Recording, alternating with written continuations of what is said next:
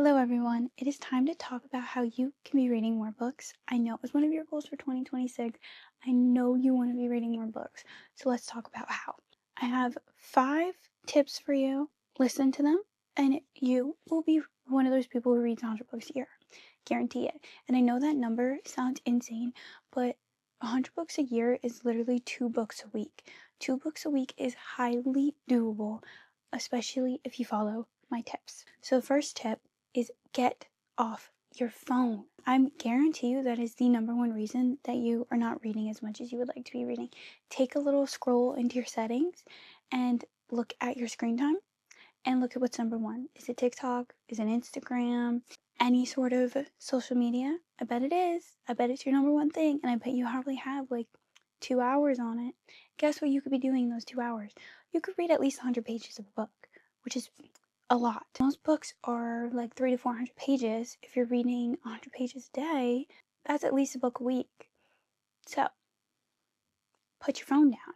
Stop doom scrolling. It is a complete waste of time. Brain rot is called brain rot for a reason. Brain rotting on your phone, scrolling on TikTok, destroying your attention span, it is so bad for you. It is called brain rot because it is actually rotting your brain. Your brain isn't actually doing anything, and your brain is a muscle. It needs to be worked. Reading is a great way to work your brain. You don't want to develop Alzheimer's or dementia in your old age, and if you work your brain, you use your muscle, it gets stronger. That's just basic science. So, if you care about yourself and you want to be healthy in your old age, start now. Make these habits now so that way reading is just a part of your life. It's not something that feels like a chore. It's just something you enjoy doing.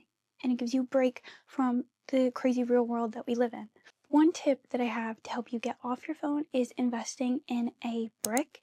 It is literally this little square, and like with Apple Pay, you take your phone and you tap it, and it will lock you out of apps of your choosing, and you can't get back into those apps until you unbrick your phone. So until you tap your phone to it and you unbrick it, I have myself locked out of Instagram and TikTok because that's the only social media that I have. And in the brick app, you can set times so it will automatically brick your phone at a specific time. So if you struggle with getting out of bed in the morning or late at night, you can set a specific time, like say 7 in the morning, your phone automatically bricks and you're automatically locked out of those apps, or like 7 o'clock at night, automatically locked out of the apps. And it is really wonderful. It's a great invention. I believe it's around $50, but I think it's definitely worth the price because it's for your health. That is always something important to invest in. Another tip with getting off your phone is, instead of scrolling on your phone when you're eating, read when you're eating.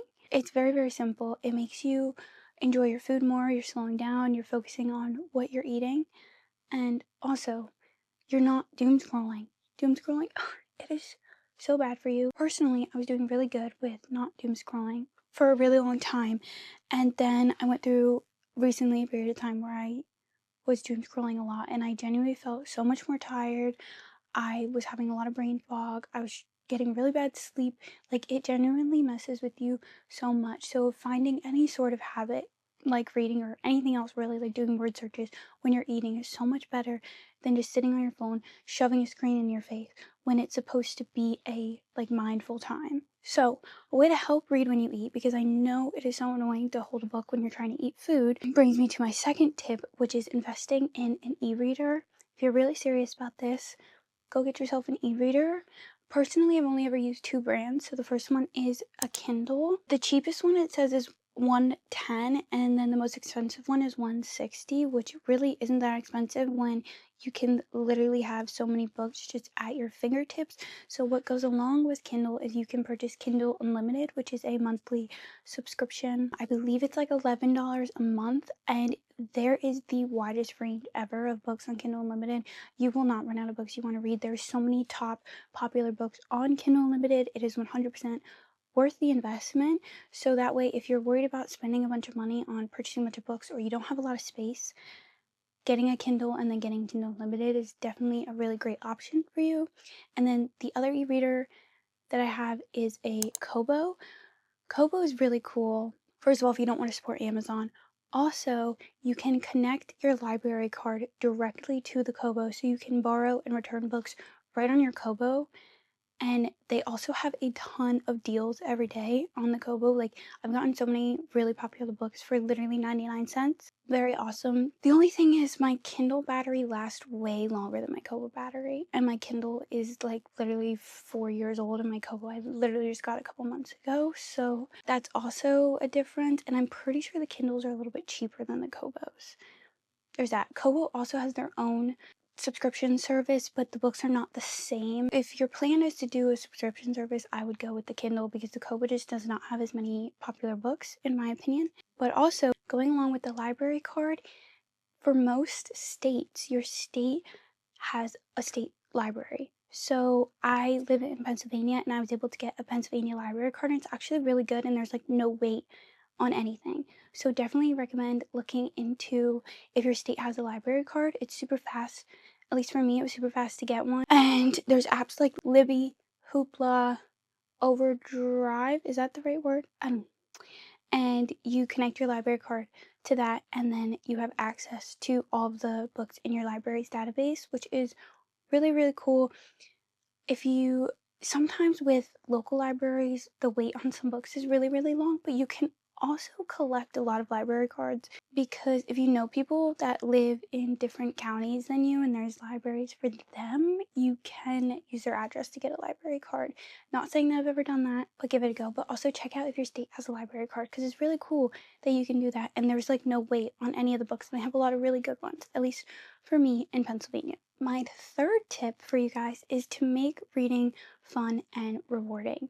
You're not going to want to do something if in your head you're forcing yourself to do that. That just literally has never worked ever for anyone. I feel like forcing yourself to sit down and read a book, it's just not going to work, especially if you're trying to get into reading. So, one way that you can do this is you can build a habit tracker. There's a couple different ways that you could build one.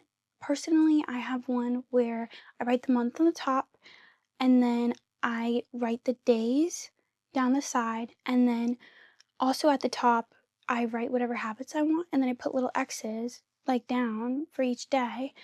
And then when you do that habit every day, you can highlight it. And there's something with the way highlighting it with a color makes your brain want to keep doing it. I don't know, there's a science to it. I don't exactly know it, but I know there is a science to it. So that's one way you could do it. You could also set some little goals for yourself, like let me read 50 pages before bed every day. 50 pages is really not a lot. It won't take you very long, and you can replace nighttime doom scrolling with reading, or like watching TV right before bed is really not that good for you as well. So when you get into bed, make it a reading calm space where electronics are not allowed unless you have an e-reader. I don't really think that counts. But just make it a safe space for yourself where you can enjoy your peace and quiet. Because if you're watching a lot of stuff in your bed and you don't use it specifically for sleep, it makes it harder for you to fall asleep. So there's that. And also, reading can help calm your mind down depending on what you're reading. But if you pick like a nighttime book, if you have a specific nighttime book that helps you fall asleep, that would be really good.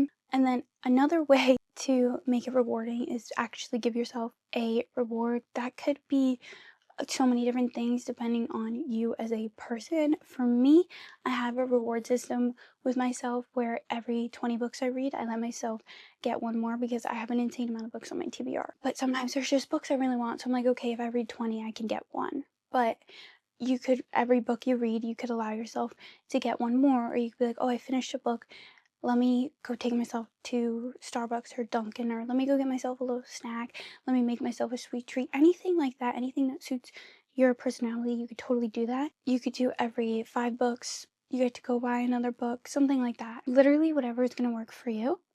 Brainstorm a little bit, think about yourself, think about the things that you love, think about what would motivate you, and pick that.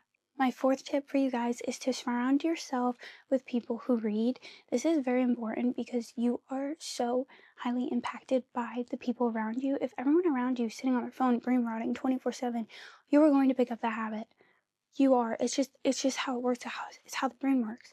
So if you find people who like to read, even online, there's so many different platforms to meet people who also like to read. A lot of popular booktubers have Patreons and Discords where you can chat with other people about books. Also, if the content that you're watching is people reading, that would also, I feel like, encourage you to read. Personally, it does for me. I watch so many different people on YouTube, and it really motivates me to read. I watch people who read, and that motivates me to read. But also, there's a lot of different ways you could meet people who also like to read. I think the easiest way would be online, but you could also go to the library, chat it up with the librarians, You never know who you're going to meet when you go somewhere. You could go to a cafe and start reading, and maybe someone would come up to you, and anything like that. But I think the easiest way would be to join some sort of Discord, or also on like Goodreads and Fable. They have like completely free book clubs where you can chat with people about books. So that's another option. But if you're constantly surrounded by people who are reading, you're going to want to read more too. But if you're constantly surrounded by people who are on their phones, or I don't even know, I feel like everyone's just on their phones, people don't do anything else, then that's what you're going to be doing. And I feel like there's a better option here. My fifth and final tip, and probably the most important, is don't force yourself to like a book. There are so many different books. Reading is so subjective. There's so many different genres and subgenres for books. So you could have a very highly specific reading taste and you don't even know. So you have to experiment a little bit, which might seem annoying and might be a little discouraging, which is why I also encourage you to watch people who read and also get out there and talk to people who read, because they might introduce you to something that becomes your favorite thing ever that you may not have been able to find on your own. But if you are forcing yourself to read a book, it makes it not fun. Like if you're sitting there and you're like, I'm really not enjoying this, okay, then you're never going to want to pick it up. You're never going to want to read. Like, it's okay to not like a book. You don't have to like everything that you read. Personally, I have a plethora of books that I did not enjoy because they weren't for me. And there are some people that those books are for, and they're just maybe not for you. That's why DNFs, do not finish, is a thing. People DNF books all the time, or they rate them like 2 stars. It's okay to not like a book, because as I said, reading is subjective. You don't have to like every single book you're reading. I promise, it's okay.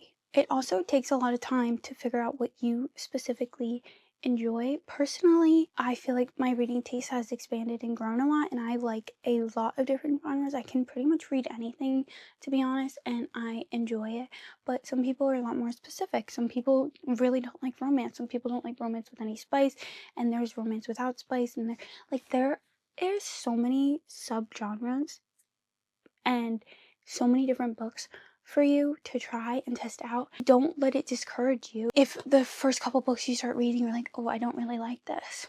And that's okay. Even if they're super popular books and you're like, everyone loved this, you can have your own opinions. You don't have to like what everyone else is liking. You can find the books that you like, which might take some time. Don't get discouraged.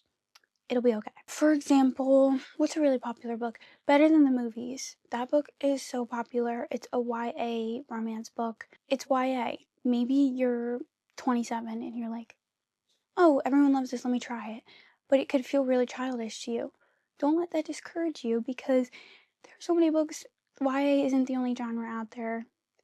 There's a lot out there for you, so explore and figure it out and make that fun. Like, it doesn't have to feel like a chore to go and find a genre. It's an experience. It's like taste testing foods. You figure out what foods you do like and what foods you don't like, and then you keep eating the foods you like, and then you can keep reading the genres that you really enjoy. Those are all the tips I have for you guys. I hope it helps someone out there if you're watching this. I hope it motivates you to go try and pick up a book.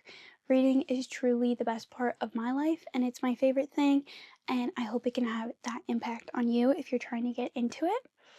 I hope you guys enjoyed, and I hope to see you in the next one. Bye!